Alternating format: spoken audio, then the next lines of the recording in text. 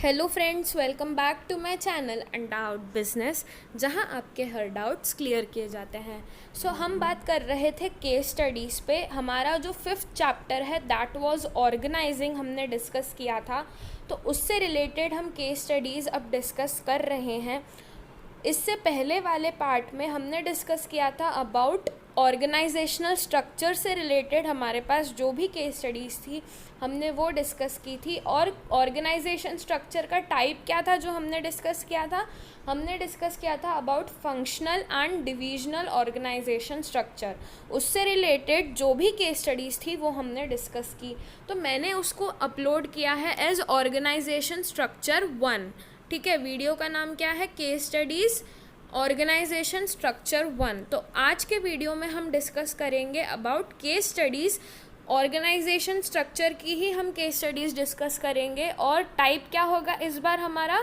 We will be talking about case studies on formal and informal organisation structure. ठीक है दोस्तों, video चाहे जितना भी बड़ा हो जाए लेकिन आपको बीच में ब्रेक मिलेगा तो बिल्कुल रिलैक्स होके आप लोग पढ़ाई कीजिएगा। ठीक है, बीच में मैं ब्रेक भी डालूँगी, इसमें आपको बिल्कुल ब्रेक मिलेगा। You can walk around, you can eat something. ठीक है, सो डोंट वरी।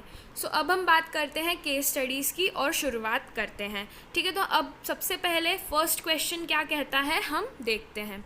दोस्तों, आपने सुना होगा एक कहावत है कि पहले पेट पूजा और फिर काम दूजा।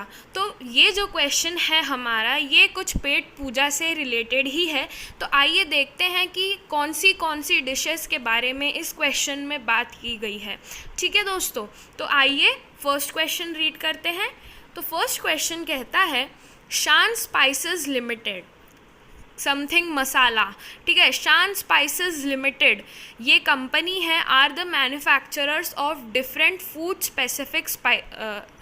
Specific spices. मतलब कि अगर आपको पानी पूरी खानी है तो ये आपको पानी पूरी मसाला देंगे, ये आपको छोले मसाला देंगे, राजमा मसाला। देखिए आगे यहाँ पर लिखा भी हुआ है। तो शान स्पाइसेस लिमिटेड जो है are the manufacturers of different food specific spices like rajma masala, ठीक है, छोले मसाला, आलू पराठा मसाला, तो एक्सेट्रा। ठीक है, mister Raghav the owner of the company, शान स्पाइसेस के ओनर कौन है? Mister Raghav has created different departments for purchase, production, marketing, finance, HR।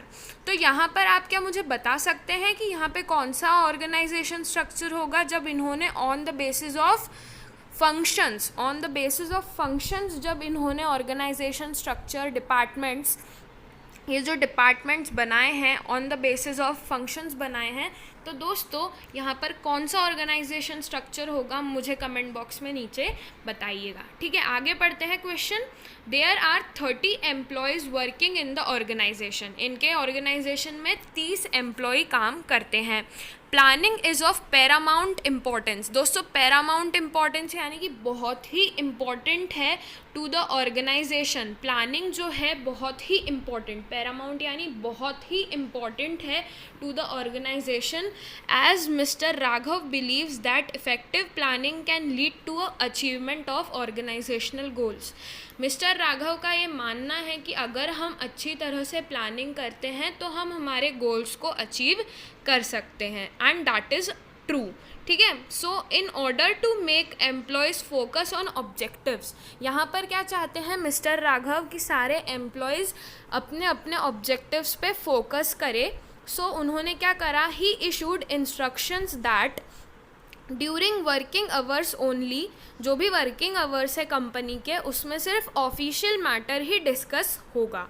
He made certain rules and code of conduct for the employees to follow, according to which employees are not allowed to visit and talk to the employees of other departments. तो यानी कि अगर कोई marketing department है तो HR department, ये दो example के लिए ये दो डिपार्टमेंट है। ठीक है, तो HR डिपार्टमेंट के लोग और मार्केटिंग डिपार्टमेंट के लोग आपस में बात नहीं कर सकते, जाके गप्पे नहीं लड़ा सकते। ठीक है, तो ऐसा इंस्ट्रक्शन जो है कंपनी का इशू हुआ है। ठीक है, next thing is except for official work, लेकिन जो भी ऑफिस रिलेटेड ऑफिशियल वर्क है उससे रिलेटेड सारे डिपार्टमेंट्स आपस में बात कर सकते हैं. He emphasised on work performance which resulted in smooth functioning of the organisation.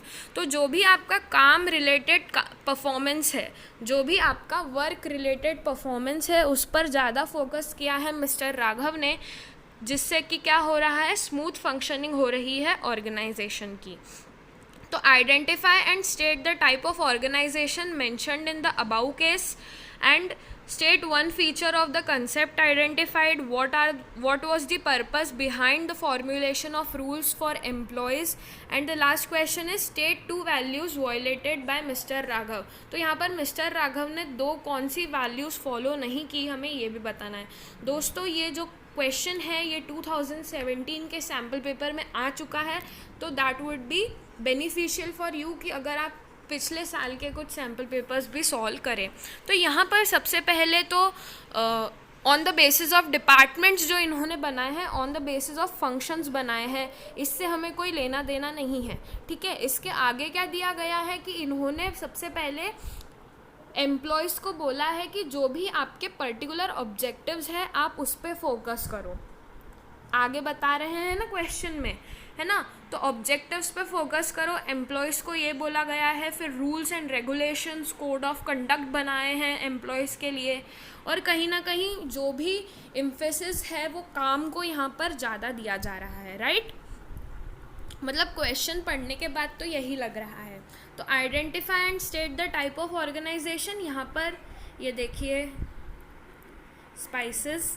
And यहाँ पर जो टाइप ऑफ ऑर्गेनाइजेशन है ये फॉर्मल ऑर्गेनाइजेशन स्ट्रक्चर है, जहाँ पर हर काम अकॉर्डिंग टू द ऑब्जेक्टिव्स होता है, जहाँ पर फोकस किया जाता है ऑब्जेक्टिव्स पे, रूल्स एंड रेगुलेशंस को फॉलो करना पड़ता है. ऐसा ऑर्गेनाइजेशन स्ट्रक्चर कहाँ पर, ऐसे ऑर्गेनाइजेशन स्ट्रक्चर को क्या बोलते हैं दोस्तों, फॉर्मल ऑर्गेनाइजेशन स्ट्रक्चर. तो यहाँ पर इंडिकेट हुआ है फॉर्मल ऑर्गेनाइजेशन स्ट्रक्चर. यहाँ पर ये जो ऑर्गेनाइजेशन होती है ये डेलिब्रेटली क्रिएट होती है, यानी जानबूझ के क्रिएट होती है, ताकि जो अपने रिपोर्टिंग रिलेशनशिप्स हैं उनके थ्रू, यहाँ पर क्या होता है फॉर्मल ऑर्गेनाइजेशन स्ट्रक्चर में रिपोर्टिंग रिलेशनशिप्स क्लियरली एस्टैब्लिश्ड होते हैं, तो उसके थ्रू हम हमारे पर्टिकुलर गोल्स को अचीव कर सकते हैं. तो ये डेलिब्रेटली क्रिएट की जाती है ऑर्गेनाइजेशन स्ट्रक्चर. ये हम पढ़ चुके हैं दोस्तों एक फॉर्मल ऑर्गेनाइजेशन स्ट्रक्चर क्या होता है. ठीक है, तो इस क्वेश्चन को पढ़ने के बाद ये पता चलता है कि यहाँ पर कौन सा ऑर्गेनाइजेशन है, फॉर्मल है. Next thing is state one feature of the concept identified. तो हमें एक कोई फीचर बताना है फॉर्मल ऑर्गेनाइजेशन स्ट्रक्चर का.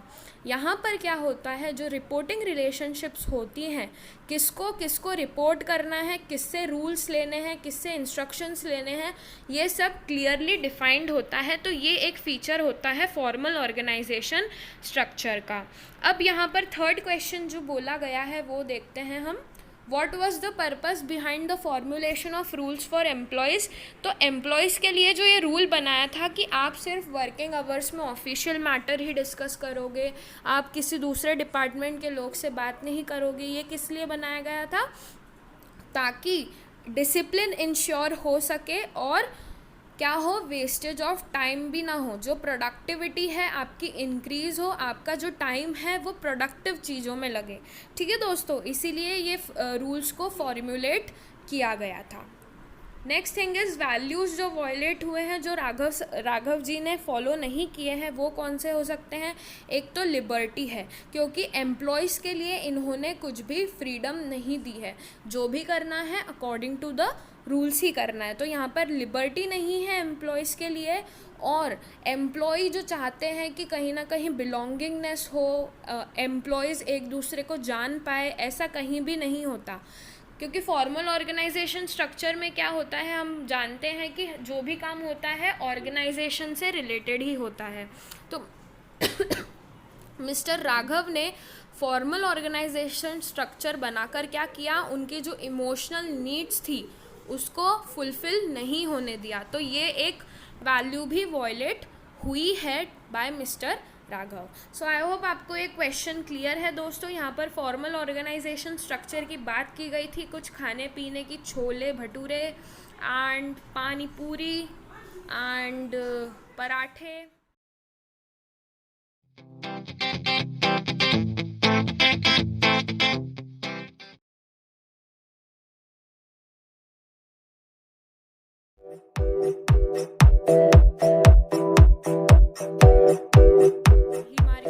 ठीक है, तो ऐसी बातें की गई थी रिलेटेड टू फूड। अब आते हैं हम सेकेंड क्वेश्चन पे। तो mister car limited decided to set up its car manufacturing factory. Mister car limited एक कंपनी है जो कि अपनी एक new car manufacturing factory establish करना चाहती है in backward area of West Bengal. ठीक है, in the backward area of West Bengal where very फिर से पढ़ते हैं। ठीक है, फिर से पढ़ते हैं। मिस्टर कार लिमिटेड एक कंपनी है, decided to set up its new car manufacturing factory in backward area of West Bengal where very less job opportunities were available. ठीक है दोस्तों, तो यहाँ पर ये जो मैन्युफैक्चरिंग फैक्ट्री एस्टैब्लिश होनी है, ये एक बैकवर्ड एरिया में एस्टैब्लिश करना चाह रही है कंपनी, जहाँ पर काफ़ी लेस जॉब अपॉर्चुनिटीज़ अवेलेबल है। People of that area welcome this effort of the company. तो ये जो कंपनी की मैन्युफैक्चरिंग फैक्ट्री थी, लोगों ने वहाँ पर एस्टैब्लिश होने दी। The company also decided to provide facilities like school, hospital, market at the factory premise so that the people are attracted to join the factory as workers. तो ये जो वेस्ट बंगाल के लोग होंगे, वहाँ पर उन्होंने क्या करा है, फैक्ट्री प्रीमाइसेस में स्कूल प्रोवाइड किया है, हॉस्पिटल प्रोवाइड किया है, एक अच्छा मार्केट प्रोवाइड किया है फैक्ट्री प्रीमाइसेस में ही, ताकि ज़्यादा से ज़्यादा लोग वर्कर्स बनकर फैक्ट्री में ज्वाइन हो सके। Mister car limited started earning huge profits.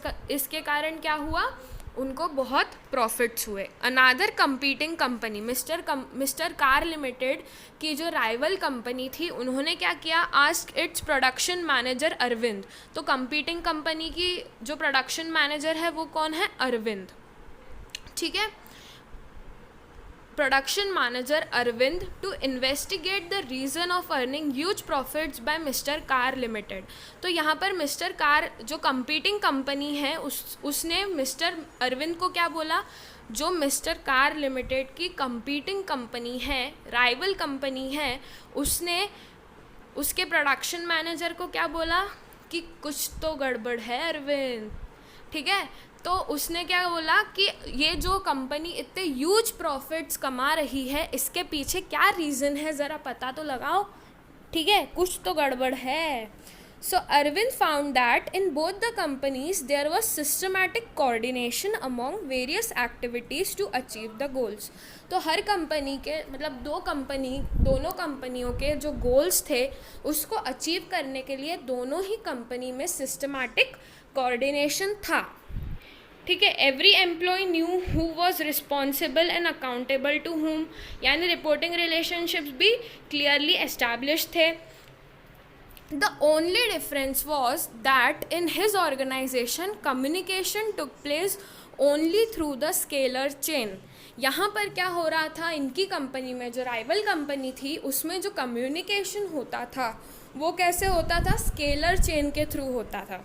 दोस्तों स्केलर चेन क्या है, हमने ये प्रिंसिपल्स ऑफ मैनेजमेंट में पढ़ा था कि स्केलर चेन एक तरह का प्रिंसिपल है हेनरी फेयोल सर का, जिसमें क्या होता है, कम्युनिकेशन एक लाइन ऑफ अथॉरिटी के अकॉर्डिंग, जो आपके पास अवेलेबल अथॉरिटी होती है उसके अकॉर्डिंग ही कम्युनिकेशन होता है, एक चेन में होता है, एक लाइन ऑफ अथॉरिटी के हिसाब से होता है कम्युनिकेशन, है ना। अच्छा मुझे बताइए कि अगर आपको स्केलर चेन को तोड़ना हो तो आप कौन सा कंसेप्ट यूज़ करोगे। हमने ये प्रिंसिपल्स ऑफ मैनेजमेंट में पढ़ा था दोस्तों कि अगर हमें स्केलर चेन को तोड़ना है तो हमें कौन सा कंसेप्ट यूज़ करना है। इसका आंसर आप मुझे कमेंट बॉक्स में दीजिएगा, ठीक है। तो यहाँ पर डिफरेंस क्या था दोनों कंपनीज़ में, डिफरेंस क्या था कि जो राइवल कंपनी थी मिस्टर कार लिमिटेड की, उसमें जो कम्युनिकेशन होता था वो स्केलर चेन के थ्रू होता था, whereas Mr. Car Limited was allowing the flow of communication in all directions. लेकिन जो मिस्टर कार लिमिटेड में कम्युनिकेशन होता था वो हर डायरेक्शन में होता था, एज पर द रिक्वायरमेंट, जैसी जैसी रिक्वायरमेंट होती थी वैसे वैसे कम्युनिकेशन होता था, which led to faster spread of information as well as quick feedback. तो यहाँ पर क्या होता था, क्विक कम्युनिकेशन होता था, क्विक फीडबैक मिलता था और information at a faster pace पूरी ऑर्गेनाइजेशन में स्प्रेड होती थी. तो यहाँ पर क्वेश्चन में क्या पूछा गया है, identify the type of organisation which permits the flow of communication in all direction in mister car limited. तो इसका हमें आंसर देना है कि ऐसा कौन सा ऑर्गेनाइजेशन है जो परमिट करता है flow of communication in all directions mister car limited में. Also state an advantage of the type of organisation identified and state 2 values. तो आइए अब हम इसका आंसर देखते हैं. तो कहीं ना कहीं यहाँ पर क्या हो रहा है, मिस्टर कार लिमिटेड में एक जो कम्युनिकेशन हो रहा है वो पूरे ऑल डायरेक्शंस में हो रहा है. तो यहाँ पर जो ऑर्गेनाइजेशन टाइप होगा मेरे हिसाब से होना चाहिए वो एक informal organisation structure. Informal organisation structure में क्या होता है, एक तो इन्फॉर्मेशन बहुत ही फास्टर पेस पे पूरे ऑर्गेनाइजेशन में स्प्रेड होती है, हमने ये पढ़ा हुआ है ना. और क्या होता है, क्विक फीडबैक भी मिलता है, लोग आपस में और अच्छी तरह से बात करते हैं. तो ये जो टाइप है जो इस केस स्टडी में दिख रहा है वो कौन सा है, इनफॉर्मल ऑर्गेनाइजेशन स्ट्रक्चर. ठीक है. और इसका एडवांटेज क्या है दोस्तों, ये जो ऑर्गेनाइजेशन स्ट्रक्चर होता है it fulfils the need of employees, the social needs of employees, कि एम्प्लॉयज़ आपस में बात कर सके, ठीक है, लंच टाइम में गप्पे शप्पे मार सके. ठीक है. तो ऐसा जो उनकी सोशल नीड्स होती हैं इनफॉर्मल ऑर्गेनाइजेशन स्ट्रक्चर जो है उसे फुलफ़िल करता है by creating a sense of belongingness. तो ये जो गप्पे शप्पे वाली बात जो मैंने आपको हिंदी में बताई, इसको आप कैसे लिखोगे, by creating a sense of belongingness. ठीक है. ये इनफॉर्मल ऑर्गेनाइजेशन स्ट्रक्चर का एक एडवांटेज होता है. और जो कंपनी ने जो वैल्यूज़ शो की है, कौन सी कंपनी ने, मिस्टर कार लिमिटेड ने, वो पहली बात होती है ट्रस्ट. ट्रस्ट क्यों, क्योंकि अगर एम्प्लॉयज़ का, ओनर का एक दूसरे पे ट्रस्ट नहीं होता तो ये जो कम्युनिकेशन इन ऑल डायरेक्शंस हो रहा है ये कभी नहीं हो पाता. इसीलिए ट्रस्ट एक वैल्यू है. और दूसरा है सोशल रिस्पॉन्सिबिलिटी. सोशल रिस्पॉन्सिबिलिटी आपने पढ़ा होगा इन 11th क्लास. तो यहाँ पर सोशल रिस्पॉन्सिबिलिटी हमें कहाँ से नज़र आ रही है, यहाँ पर जो इन्होंने मैन्युफैक्चरिंग फैक्ट्री जो है इनकी बैकवर्ड एरियाज़ में इस्टेब्लिश करने का जो सोचा है वो उससे पता चलता है कि यहाँ पर जो कंपनी है वो various sectors of the economy से कंसर्न्ड है और ये चाहती है कि सब दूर अच्छी तरह से बैलेंस डेवलपमेंट हो.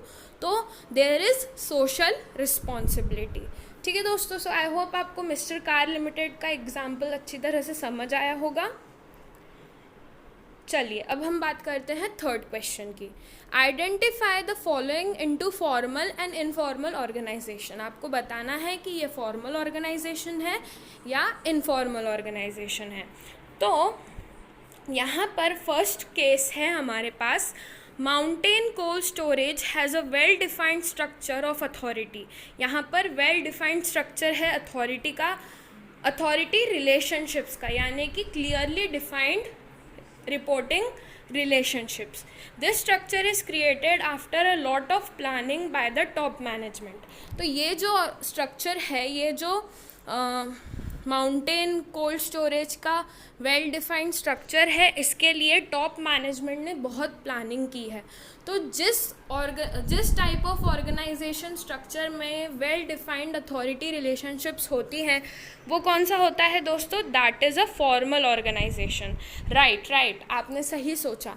ठीक है. तो पहले का आंसर क्या हो गया हमारा, फॉर्मल ऑर्गेनाइजेशन है वो। और नेक्स्ट केस है हमारे पास इसी में, Tanush Drinks is an organization which helps quench the thirst of people sitting roadside and parks on Sundays। तो यहाँ पर क्या होता है, संडे को जो लोग रोड साइड बैठे रहते हैं या पार्क्स में बैठे रहते हैं, उनकी प्यास ये तनुज ड्रिंक्स जो ऑर्गेनाइजेशन है उनकी थर्स्ट को वो ख़त्म करता है, ठीक है। This organisation has originated from mountain cold storage spontaneously. तो जो ऑर्गेनाइजेशन फॉर्मल ऑर्गेनाइजेशन स्ट्रक्चर में से निकल कर आती है वो कौन सी होती है दोस्तों, इनफॉर्मल ऑर्गेनाइजेशन। तो सेकंड का आंसर क्या हो गया, इनफॉर्मल ऑर्गेनाइजेशन, ठीक है। सो आई होप आपको ये वाले 3 जो हमने क्वेश्चंस डिस्कस किए ये आपको समझ आए हों। तो हम बाकी के जो हमारे क्वेश्चंस हैं, आई गेस 2 क्वेश्चंस हमारे पास और हैं, ठीक है। तो ये जो 2 क्वेश्चंस हैं ये हम आगे के वीडियो में डिस्कस करेंगे एंड मैं इसे मर्ज कर दूंगी एक ही साथ, ठीक है, ताकि आपको नए वीडियो खोलने की ज़रूरत ना हो।